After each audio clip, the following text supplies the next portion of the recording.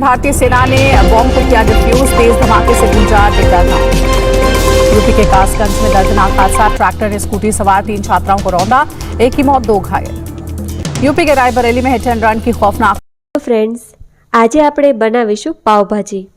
બહાર મળે તેવી જ પાવભાજી ઘરે એકદમ સરળતાથી તૈયાર કરીશું। પાવભાજી બનાવીએ ત્યારે એમ થાય શાકભાજી કેટલા લેવા, કેટલા પ્રમાણમાં લેવા અને કઈ રીતે બનાવવી જેથી તે બહાર જેવી જ ટેસ્ટી બને। તો આજે એટલી